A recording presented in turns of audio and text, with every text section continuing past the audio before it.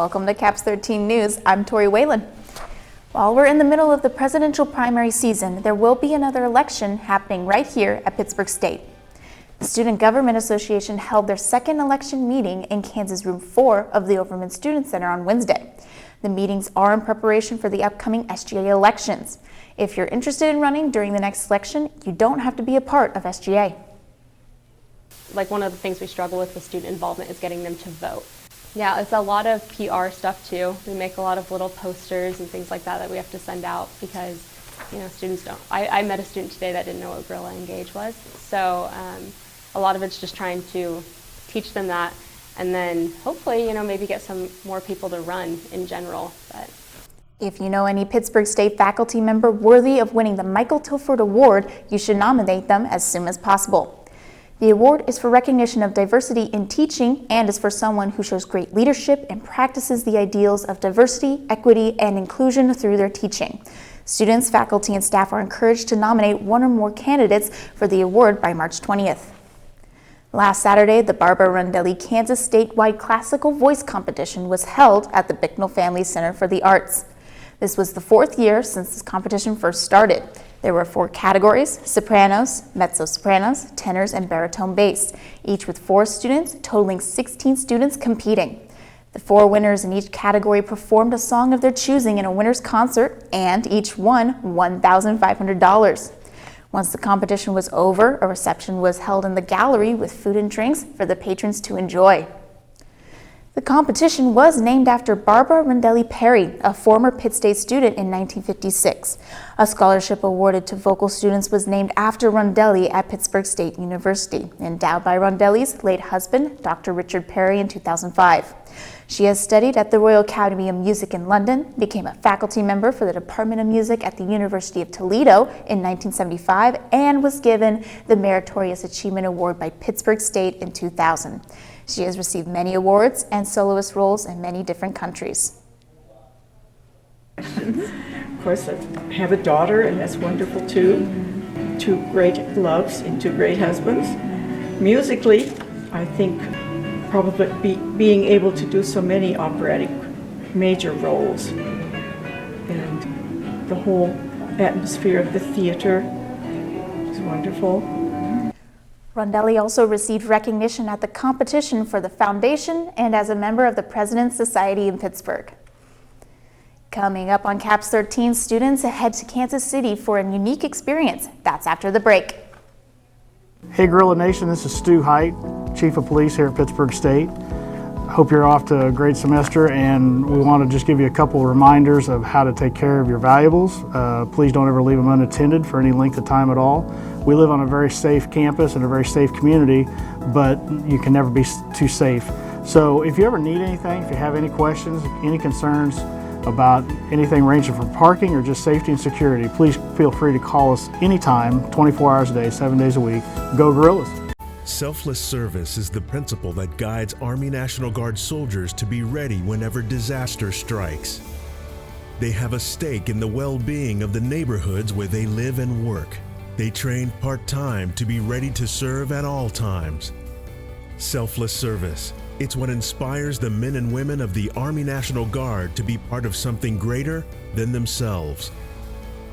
Visit NationalGuard.com to learn more. The sports broadcasting class went to the MIAA tournament at Municipal Auditorium in Kansas City, Missouri. The Pitt State student sport broadcasters spent the week in Kansas City working the 18-game basketball tournament with 3 other schools in the MIAA. The games were broadcasted live on the MIAA web stream for fans to watch their teams. The 5-day tournament allowed the students to learn and gain experience in live production, while working with the other schools allowed them to learn to work with new people and learn new equipment and programs. You want to shut the door? Yeah, I will. Just leave it open and yell at you. Can you spell your name and what's your position at this university? Yep, Dr. Time now to hear about the top stories coming from the Collegio in this week's Collegio Corner.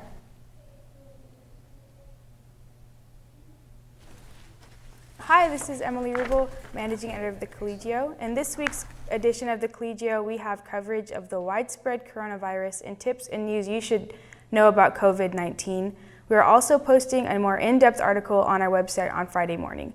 We have coverage of the 46th PSU Annual Jazz Festival, where performers came together to show their talent and hard work. There is also coverage of the Barbara Rondelli, Kansas statewide classical voice competition. Those are just a few of the stories in this week's edition of the Collegio. If you want to see and read more of the Collegio, grab a copy of the paper or visit our website at psucollegio.com. Coming up on Caps 13, highlights from the MIAA tournament. That's in sports after the break.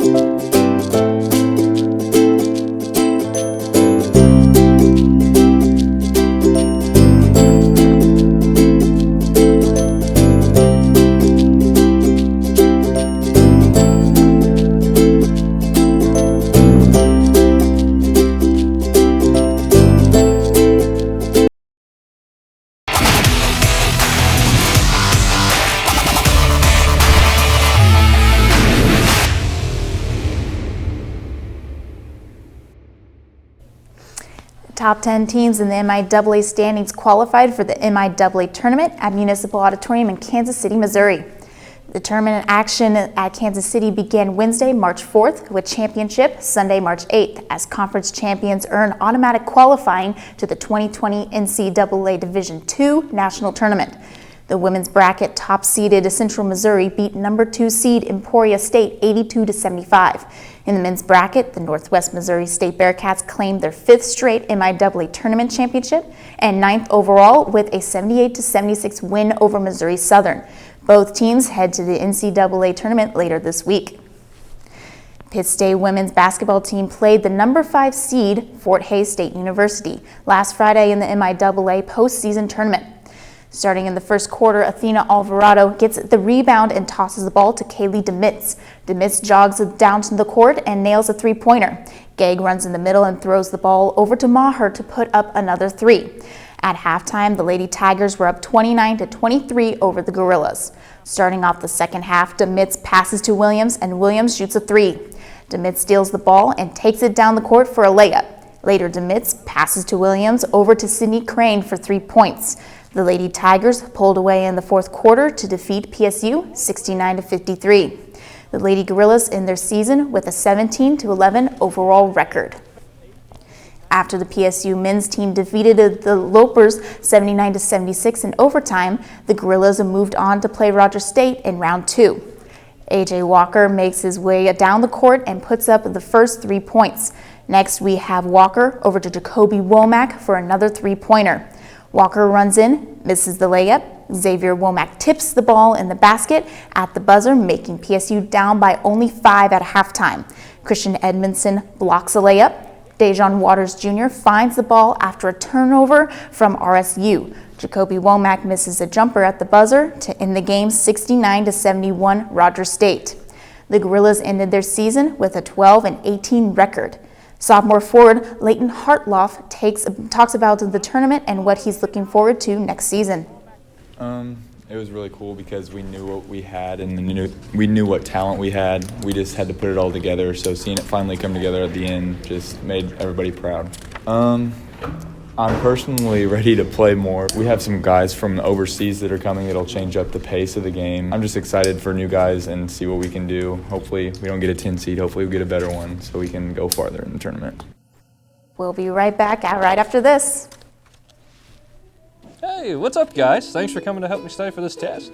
It's going to be a real tough one here, I can guarantee it. So, guys, I'm kind of hungry, and it is Tuesday.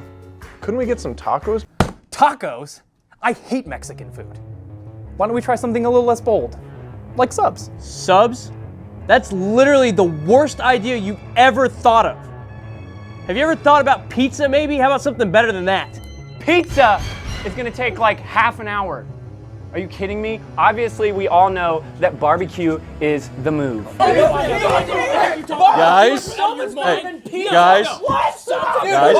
guys! Let's check out Gorilla Crossing. I mean, Gorilla Crossing has hand-wrapped burritos and hot and ready pizzas and pastas, custom-crafted subs, and savory Kansas City barbecue. Wait, where'd everybody go? Head on over to Gorilla Crossing for a variety of food options at student-friendly prices. And download the Gorilla Dining app for daily specials.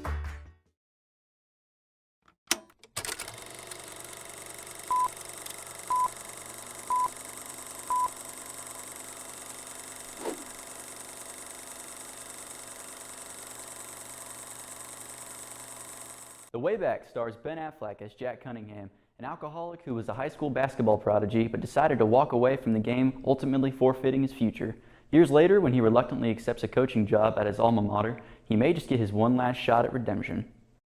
Welcome to Caps 13 Reviews. I'm your host, Nate Vanderpool, and I'm here to tell you that the sports movie is back, baby. With so many sports movies released over the decades, you kind of have a feeling where a movie like this is going to go, but that doesn't mean it's not entertaining or enjoyable in the slightest. Almost every sports movie is pretty much an underdog story, and there's a reason why that is, and it's because the formula works. There's a reason why we have so many Rocky films and films like Remember the Titans, Coach Carter, and so on. It's a crowd pleaser, and we all love to watch someone down in their luck turn it all around and get back on the come up. Which leads us to the best part about this movie, and that is Ben Affleck. Ben Affleck has had a really odd career in Hollywood, and I feel like a lot of people doubt this guy because of his past. Sure, the guy has made a few stinkers here and there, but this man was in some fantastic films like Good Will Hunting, The Town, Gone Girl, and after seeing this movie, I think it's his best performance of his career.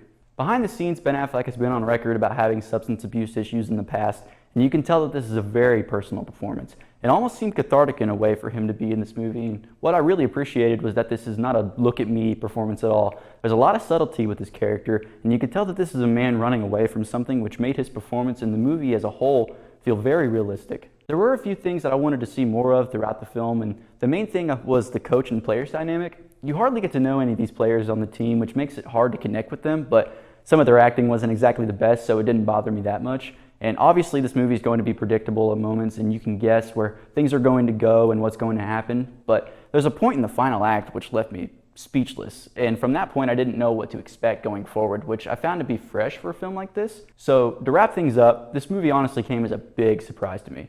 I thought I would come out of this movie liking it, thinking it would be average at best, but this movie was a great character study with a top-notch performance from Ben Affleck. And I walked out of this movie feeling really good, and I think you should see it in theaters because this is definitely a crowd pleaser, and this is a film I think anyone can enjoy. But that takes up our time here at Caps 13 Reviews. I'll be back in 2 weeks with my review of the upcoming horror sequel, A Quiet Place Part 2. Until then, I'm Nate Vanderpool, and this has been Caps 13 Reviews. Thanks for tuning in to this week's episode of Caps 13 News. Have a great night.